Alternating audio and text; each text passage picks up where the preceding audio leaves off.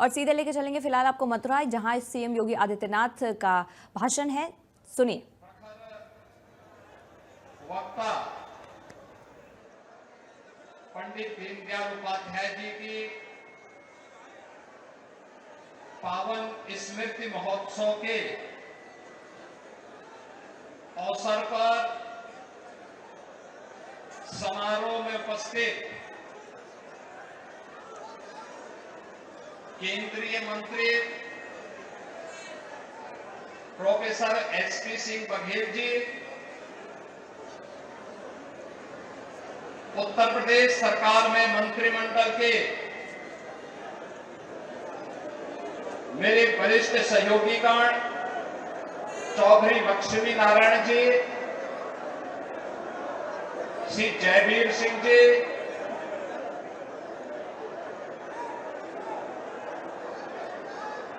आज के इस कार्यक्रम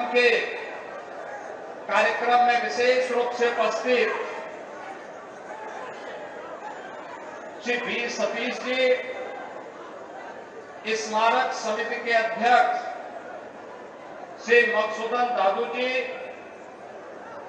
मेला समिति के अध्यक्ष श्री सोहनलाल जी, मंत्री मेला समिति श्री मनीष अग्रवाल जी, कोषाध्यक्ष मेला समिति श्री नरेंद्र पाठक जी,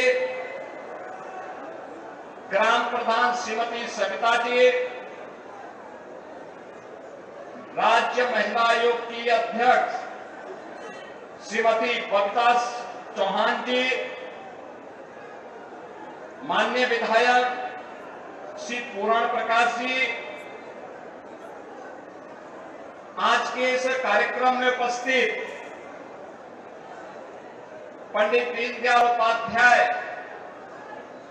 स्मारक समिति से जुड़े हुए सभी पदाधिकारीगण, बड़ी संख्या में आए हुए हमारे सभी उत्साही युवा ऊर्जा के धनी मेरे सभी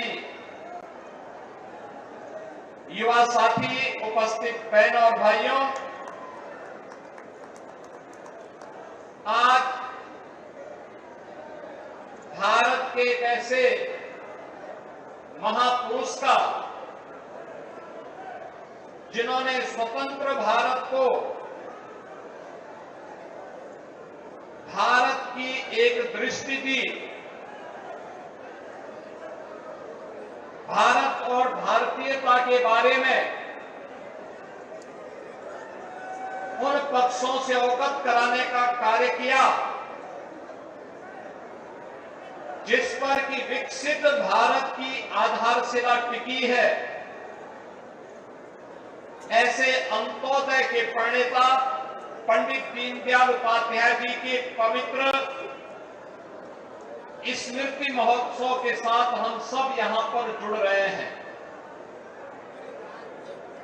पंडित दीनदयाल उपाध्याय जी की समग्र दृष्टि भारत और भारतीयता के प्रति जो थी, आज भारत में जो परिवर्तन दिखाई दे रहा है, एक परिवर्तन के पीछे ये वही जीवन दृष्टि है जो पंडित दीनदयाल उपाध्याय जी ने 1950 के दशक में इस देश को और उस समय के यानी स्वतंत्र भारत को और उस समय के राजनीतिक नेतृत्व को बड़ी प्रखरता के साथ प्रदान किया था। पंडित दीनदयाल उपाध्याय जी का जो कहना था, हम देखेंगे उनको सूत्र वाक्य में उनके द्वारा कही गई बातें, हर हाथ को काम, हर खेत को पानी। अर्थनीति का आधार स्वदेशी होना चाहिए और किसी भी देश की आर्थिक प्रगति का पैमाना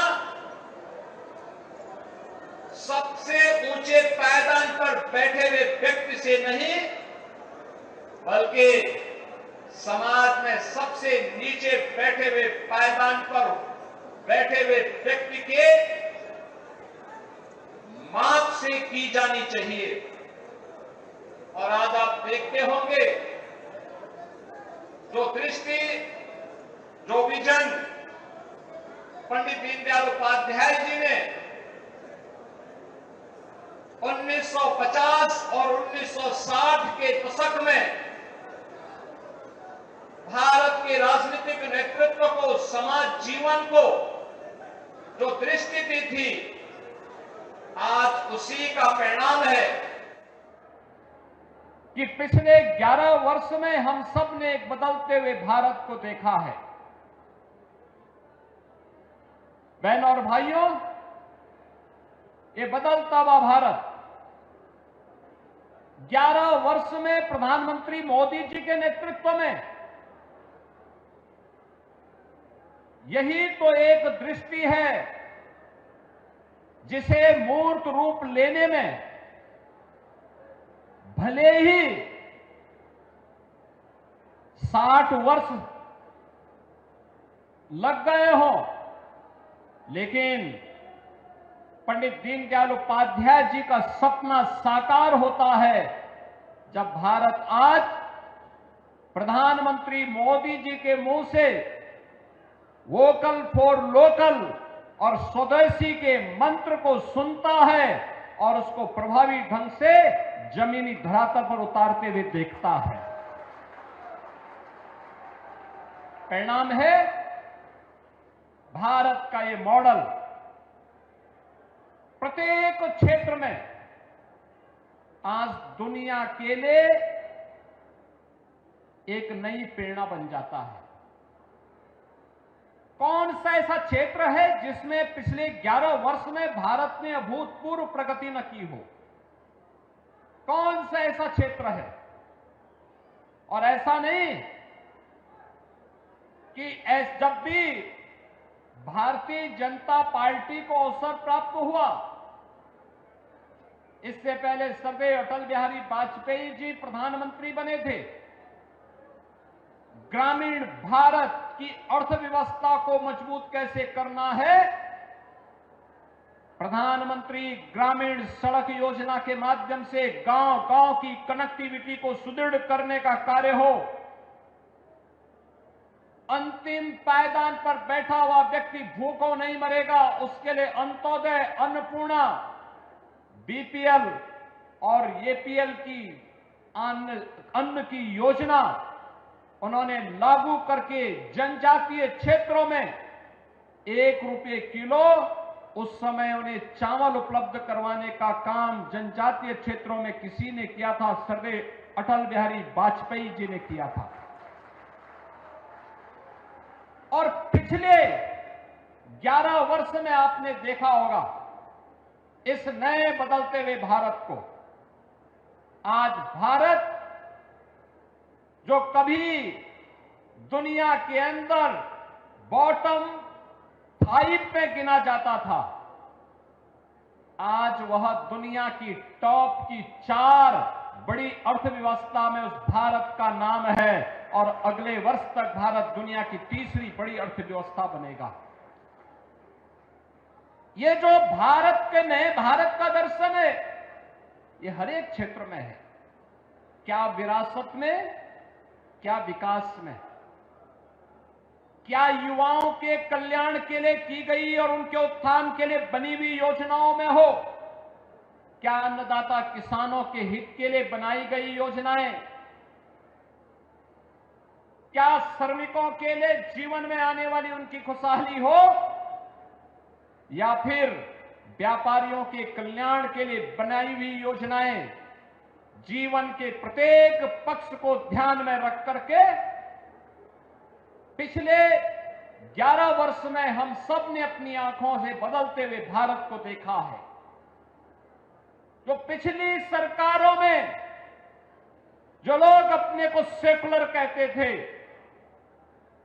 उनकी सरकारों में जो भारत को दुनिया की एक ताकत बनाने का जो असंभव सा शब्द जुड़ा हुआ था, इस असंभव को संभव बनाने का काम पिछले 11 वर्ष में प्रधानमंत्री मोदी जी ने पंडित दीनदयाल उपाध्याय जी के मंत्र को आत्मसात करते हुए उसको प्रभावी ढंग से संभव बनाने का काम किया है।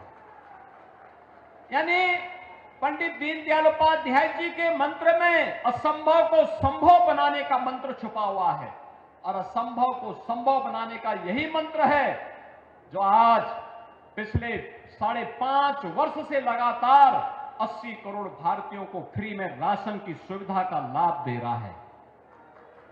हर महीने हर भारतीय, गरीब भारतीय के घर में 5 किलो राशन फ्री में उपलब्ध हो जाता है। बहनों और भाइयों, यही नहीं, अन्नदाता किसानों के लिए बनाई गई योजनाएं, सॉयल हेल्थ कार्ड से लेकर के प्रधानमंत्री फसल बीमा योजना, प्रधानमंत्री कृषि सिंचाई योजना और प्रधानमंत्री किसान सम्मान निधि जैसी स्कीम, जिसमें भारत के 11 करोड़ किसान 6,000 रुपए हर वर्ष प्रधानमंत्री मोदी जी के हाथों से प्राप्त करके सहकारों के शोषण से मुक्त हुए हैं।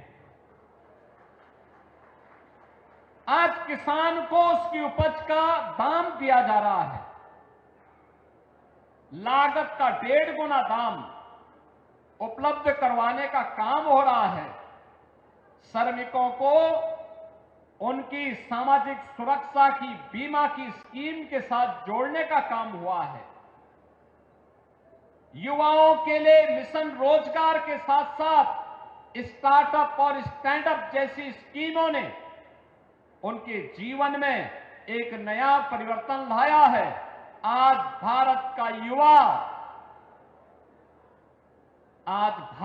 युवा जॉब सीकर नहीं बल्कि जॉब क्रिएटर बनकर के दुनिया के युवाओं को नौकरी देने का मादा रखता है, उस प्रकार की क्षमता रखता है।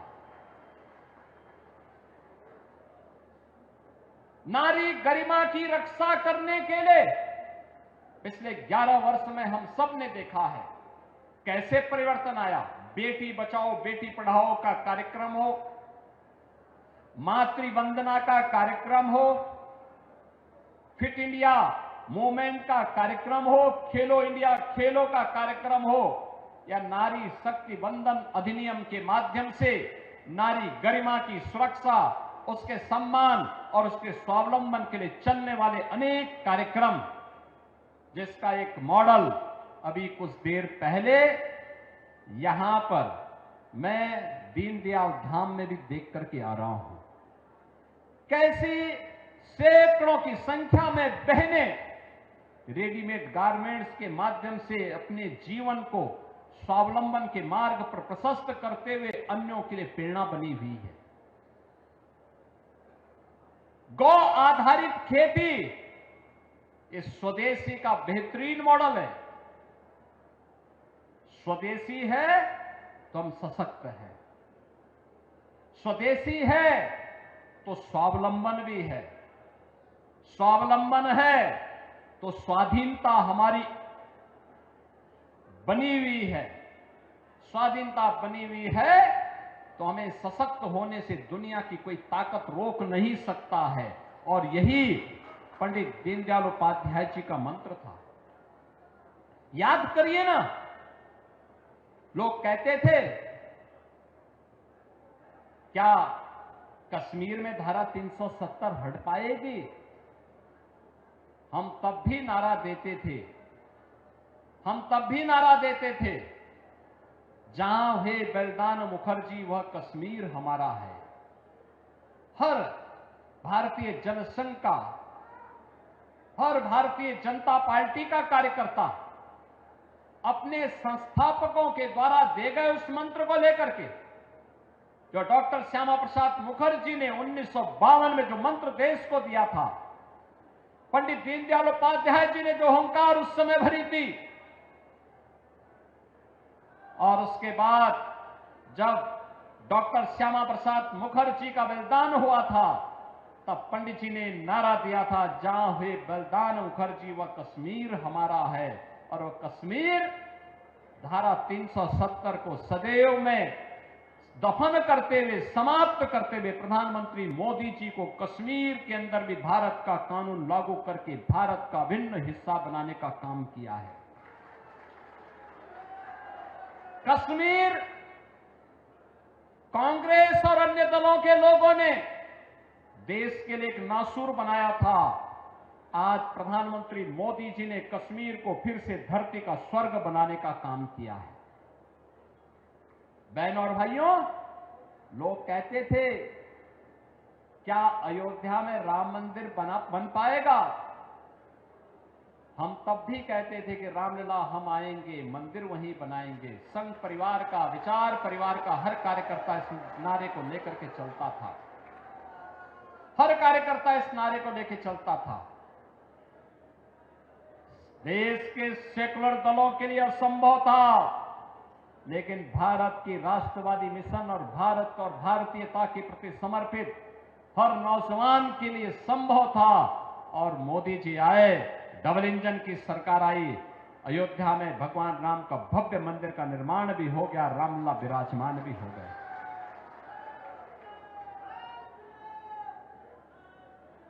जो उनके लिए संभव था वह मोदी जी के नेतृत्व में पंडित दीनदयाल उपाध्याय जी की दृष्टि ने उसे संभव बना करके भारत को भारतीय दृष्टि के साथ जोड़ने का काम किया है। बहनों और भाइयों, आज जब इस स्मृति महोत्सव के साथ जुड़ने का सौभाग्य मुझे प्राप्त हो रहा है, समारोह में ठीक पहले मुझे यहां दीनदयाल धाम में गौ आधारित खेती के साथ साथ गौ आधारित औषधियों के साथ और मातृशक्ति के स्वावलंबन के इस अभिनव कार्यक्रम को भी नजदीक से देखने और जानने का अवसर प्राप्त हुआ। याद करिए, यही तो कहा था पंडित दीनदयाल उपाध्याय जी ने कि भारत की अर्थनीति का आधार स्वदेशी मॉडल होना चाहिए। स्वदेशी मॉडल होना चाहिए। जब हम भारत की ओर दृष्टि डालते हैं, भारत आज से 300 वर्ष पहले दुनिया की नंबर 1 की अर्थव्यवस्था हुआ करता था। नंबर 1 की अर्थव्यवस्था भारत हुआ करता था दुनिया के अंदर। दुनिया की जीडीपी में, ग्लोबल जीडीपी में भारत का हिस्सा 25% से अधिक हुआ करता था। 25% से अधिक भारत का हिस्सा हुआ करता था। लेकिन सन 1800 आते आते भारतीयों का जो शोषण हुआ, भारतीय उद्योग धंधों को नष्ट किया गया, भारत की कृषि को विदेशी यंत्रों के भरोसे छोड़ दिया गया। धीरे धीरे करके ऐसी स्थिति पैदा होती गई, 1800 आते आते हमारे उद्योग धंधे बंद होते गए। पहले जिस भारत में आधी आबादी कृषि पर, आधी आबादी स्वदेशी उद्योगों पर निर्भर होकर के स्वावलंबन का और सुदृढ़ अर्थव्यवस्था का मॉडल प्रस्तुत करती थी, उद्योग धंधे, परंपरागत उद्यम बंदी की ओर गए। खेती पर निर्भरता बढ़ती गई, खेती महंगी होती गई, खेती का उत्पादन का लागत बढ़ता गया और भारत में फिर बंगाल की अकाल और तमाम प्रकार की ऐसी त्रासदियों का सामना भारत को करना पड़ा था, जिसमें करोड़ों की संख्या में लोगों को अकाल मौत का सामना करना पड़ा था। विदेशी हुकूमत ने देश के विकास की जड़ों को कमजोर करके, हिला करके रख दिया था। जब ये देश आजाद होता है तो जिस 300 वर्ष पहले जिस भारत का दुनिया के विकास में, दुनिया की अर्थव्यवस्था में 25% शेयर हुआ करता था, वही भारत धीरे धीरे करके कम होता गया उसका शेयर, और आजाद होते समय 1947 में भारत का हिस्सेदारी केवल 4% रह गई। 4% रह गई। पिछले 75-78 वर्षों में भारत ने फिर अपनी विकास की यात्रा को आगे बढ़ाया, और आगे बढ़ा करके जिस यात्रा को पिछले 11 वर्ष में हम सब ने अपनी आंखों के सामने देखा है, आज भारत दुनिया की सबसे बड़ी उभरती हुई, तेजी के साथ बढ़ती हुई अर्थव्यवस्था के रूप में अपने आप को स्थापित किया है। और उसका एक मॉडल उत्तर प्रदेश ने दिया है। वो मॉडल है स्वदेशी का। परंपरागत उद्यम के जो क्लस्टर एमएसएमई के उत्तर प्रदेश के अंदर हैं, जिसको हमने एक जनपद एक उत्पाद के रूप में आगे बढ़ाने का काम किया है। एक जनपद एक उत्पाद, इसने रोजगार का भी सृजन किया है। इसने यहां पर स्थानीय स्तर पर ग्रामोद्योग को बढ़ावा दिया है, स्वदेशी मॉडल भी दिया है। और इसी के लिए तो प्रधानमंत्री जी कहते हैं वोकल फॉर लोकल। हमें जो लोकल है उसके लिए खूब मुखर होना होगा, खूब प्रभावी ढंग से इसका प्रचार प्रसार करना होगा, उसके बारे में व्यापक प्रचार प्रसार करना होगा, लोगों को बताना पड़ेगा। और उसको बताने के लिए इससे अच्छा अवसर नहीं हो सकता कि 4 दिवसीय स्मृति महोत्सव के अवसर पर इस स्वदेशी मॉडल के स्टॉल लगे हुए हैं। प्रत्येक क्षेत्र में हमारी प्रगति क्या है उसके एक मॉडल के स्टॉल भी यहां पर लग करके यह नए भारत के लिए एक नई प्रेरणा पंडित दीनदयाल उपाध्याय जी की दृष्टि से आगे बढ़ाने का काम हो रहा है। बहनों और भाइयों, उत्तर प्रदेश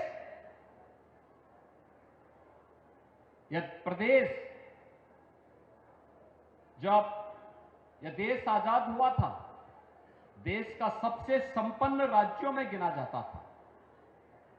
देश की अर्थव्यवस्था में उत्तर प्रदेश का शेयर 14% हुआ करता था, लेकिन यह घटता गया, धीरे धीरे करके घटता गया। उत्तर प्रदेश जो नंबर 1 की अर्थव्यवस्था 1947 से 1960 के बीच था, हम लोग जब 17 में आए तब उत्तर प्रदेश देश की 7वीं 8वीं अर्थव्यवस्था रह गया था। और पिछले 8 वर्ष के अंदर प्रधानमंत्री मोदी जी के मार्गदर्शन में जो एक नए सिरे से कार्य होना प्रारंभ हुआ है, आज उसका परिणाम है कि उत्तर प्रदेश के अंदर इन 8 वर्षों में हम उत्तर प्रदेश को फिर से देश की नंबर 2 की अर्थव्यवस्था बनाने में सफल हुए हैं। ये नंबर 2 की अर्थव्यवस्था बनाने का जो योगदान है, इसमें जो महत्वपूर्ण भूमिका का निर्वहन जिन कार्यों से हुआ है, उनमें से एक है वन डिस्ट्रिक्ट वन प्रोडक्ट की योजना, वन डिस्ट्रिक्ट वन प्रोडक्ट की स्कीम, यानी जिसके एक जनपद एक उत्पाद का ये एक स्वदेशी मॉडल है। हमारा हस्तशिल्पी, हमारा कारीगर जो भी उत्पाद बनाता है, अगर हम उसको खरीदते हैं, उसके लिए बाजार उपलब्ध करवाते हैं, तो हमारा पैसा हमारे हस्तशिल्पी और कारीगरों के जेब में जाएगा, वह देश के विकास में लगेगा।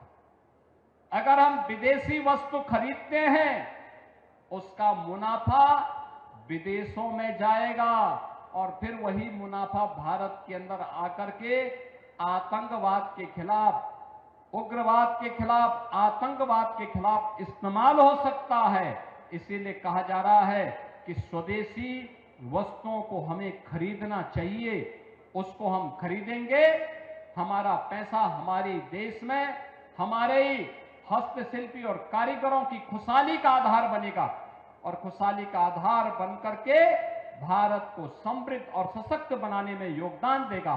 लेकिन अगर हमारा पैसा विदेशी कमा करके मुनाफा कमा के लेता है तो मान करके चलिए कि हमारे ही पैसे का इस्तेमाल हमारे खिलाफ साजिश रचने के लिए, कहीं आतंकवाद में, कहीं नक्सलवाद में, कहीं उग्रवाद में इस पैसे का दुरुपयोग होगा और फिर भारत को कमजोर करने की वे सभी षड्यंत्र इसके माध्यम से होंगे।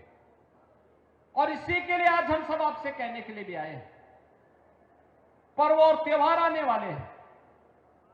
4 दिनों तक स्मृति महोत्सव चलेगा।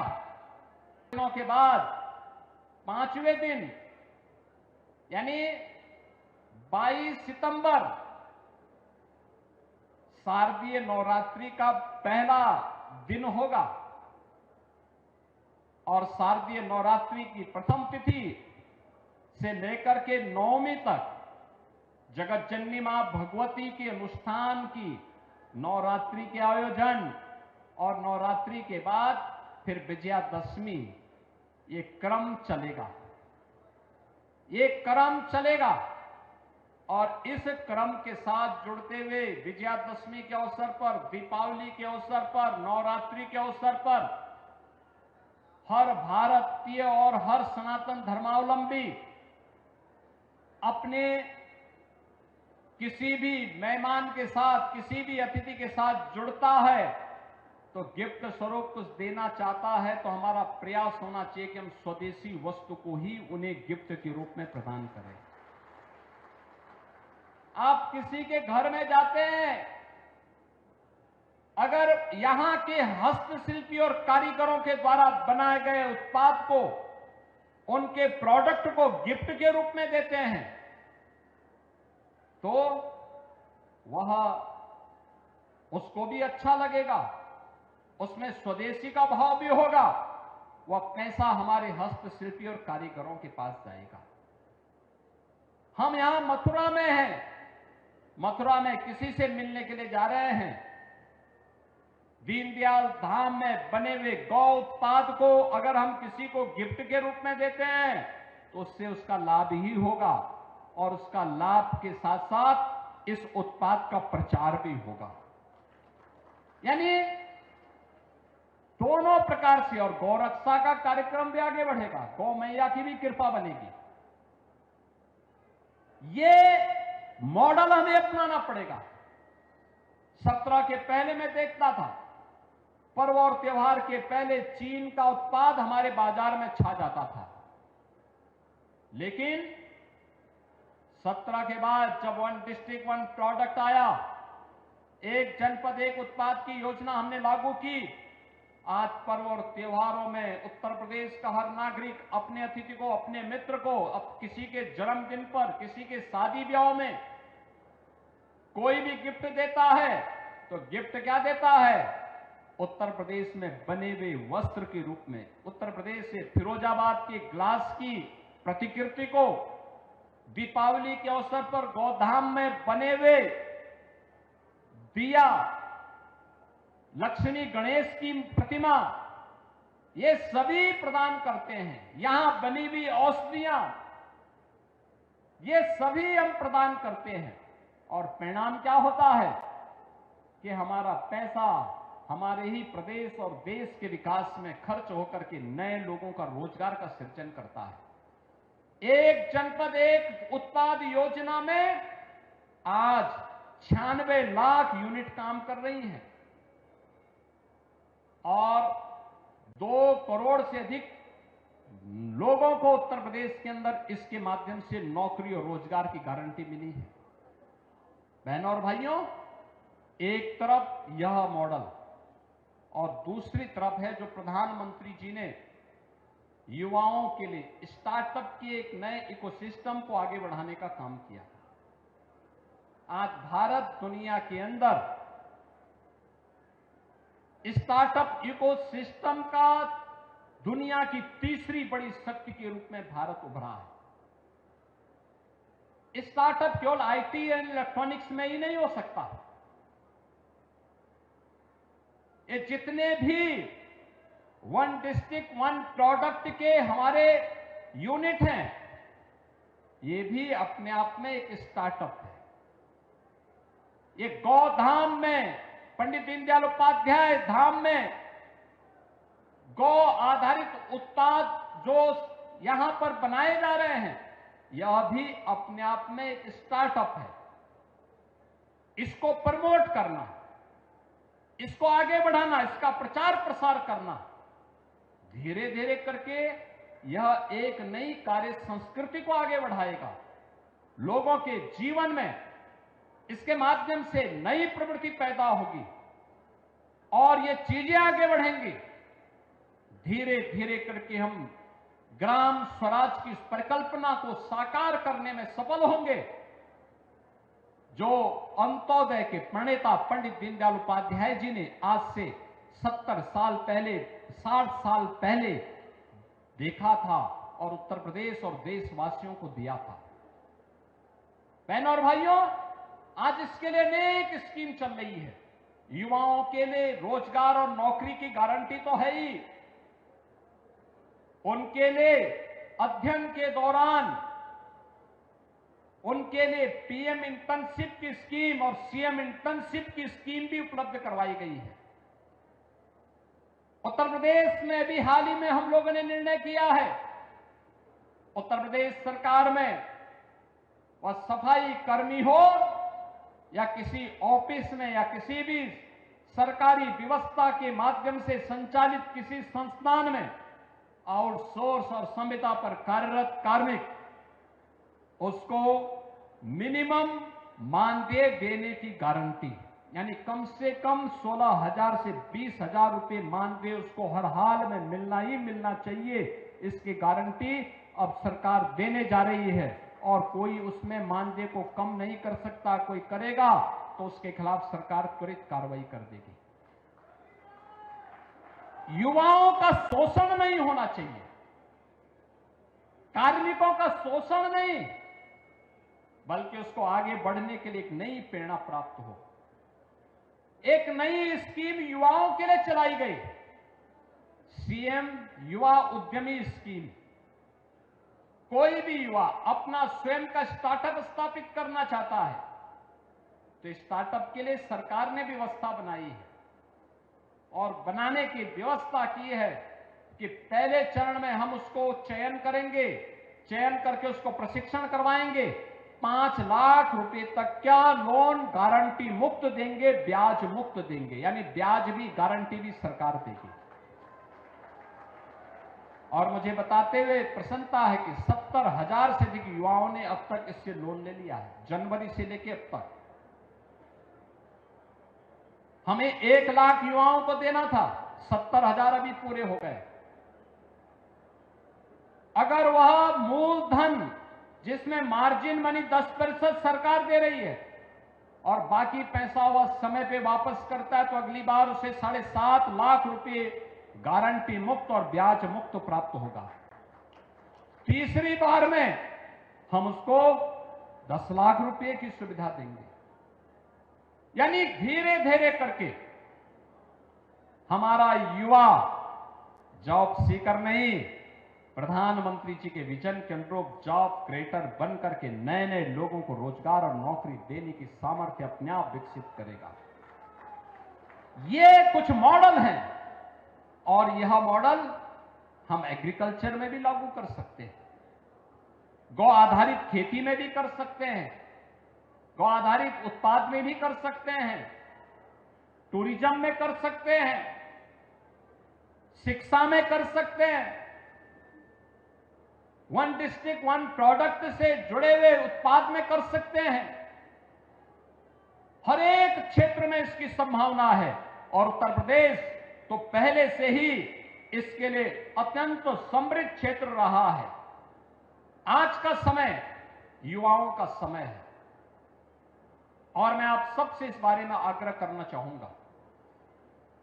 इस मामले में दुनिया के अंदर भारत सौभाग्यशाली है। भारत दुनिया के अंदर सबसे अधिक युवा शक्ति रखता है। भारत में भी उत्तर प्रदेश सबसे अधिक युवा ऊर्जा का केंद्र बिंदु है। हमारी कुल आबादी का 60% युवा है। ये युवा अत्यंत ऊर्जावान है, प्रतिभाशाली है। जब भी इसको अवसर प्राप्त हुआ है, इसने अपनी प्रतिभा का लोहा दुनिया को मनाया है। उस युवा से हमारी यही अपेक्षा है। प्रधानमंत्री जी ने विजन दिया है। यह वर्ष भारत के संविधान को लागू होने के अमृत महोत्सव का वर्ष है। 75 वर्ष पूरे हुए हैं। इन 75 वर्षों में बाबा साहब भीमराव अंबेडकर के संविधान के माध्यम से उन्होंने भारत से जो अपेक्षा की थी, उसके अनुरूप भारत को बनाने के लिए प्रधानमंत्री जी ने विकसित भारत का एक संकल्प भारत के नौजवानों को दिया है।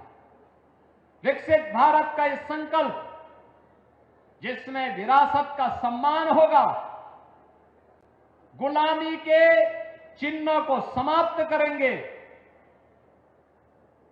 एकता और एकात्मता के लिए कार्य करेंगे, सेना, अर्धसेना और यूनिफॉर्म धारक अपने जवानों का सम्मान करेंगे, एकता और एकात्मता के लिए कार्य करेंगे, सामाजिक समता मूलक समाज के निर्माण के लिए हम सब मिलकर के कार्य करेंगे और नागरिक कर्तव्यों का पालन करेंगे। नागरिक कर्तव्य का मतलब जो जिस क्षेत्र में है, शिक्षा के क्षेत्र में, स्वास्थ्य के क्षेत्र में, कृषि और जल संसाधन के क्षेत्र में, किसी भी क्षेत्र में जो व्यक्ति कार्य कर रहा है, अपने कर्तव्यों का ईमानदारी पूर्वक निर्वहन करते हुए राष्ट्र प्रथम भाव के साथ अपने जीवन का मंत्र बना करके जब हम कार्य करेंगे तो 2047 में जब देश अपनी आजादी का शताब्दी महोत्सव मना रहा होगा, तो शताब्दी महोत्सव के अवसर पर भारत दुनिया का सबसे बड़ी ताकत होगी, सबसे बड़ी विकसित देश के रूप में भारत अपने आप को स्थापित कर चुका होगा। उस भारत के निर्माण के लिए उत्तर प्रदेश को विकसित बनाना होगा। विकसित बनाना है उत्तर प्रदेश को, तो मथुरा से शुरुआत होनी पड़ेगी। मथुरा से शुरू करना है तो नगला चंद्रभान में भी, फरौ में भी उस प्रकार का विकास दिखना चाहिए। गांव आत्मनिर्भर बने, गांव आत्मनिर्भर बने, नगर आत्मनिर्भर बने। आत्मनिर्भरता का इस मॉडल हर क्षेत्र में हमें लागू करना पड़ेगा, हर क्षेत्र में लागू करना पड़ेगा। व्यापक संभावनाएं हैं, उन संभावनाओं को आगे बढ़ाने के लिए यही है पंडित दीनदयाल उपाध्याय जी की स्वदेशी दृष्टि। प्रावलंबन नहीं, दूसरों पर निर्भरता नहीं, बल्कि स्वदेशी मॉडल हम देंगे और आत्मनिर्भरता का वो मॉडल देंगे। और वह मॉडल ग्राम इकाई से शुरू होता है। ग्राम इकाई आत्मनिर्भर हो जाएगी, नगर इकाई आत्मनिर्भर हो जाएगी, तो जनपद अपने आप ही आत्मनिर्भर और विकसित हो जाएगा। जनपद आत्मनिर्भर और विकसित हुआ तो प्रदेश को आत्मनिर्भर और विकसित होने से कोई रोक नहीं सकता। और प्रदेश अगर आत्मनिर्भर और विकसित हो गया तो देश आगे बढ़ जाएगा, आगे बढ़ जाएगा। प्रति व्यक्ति आय में वृद्धि होगी, रोजगार का सृजन होगा, युवाओं को नौकरी के लिए भटकना नहीं पड़ेगा।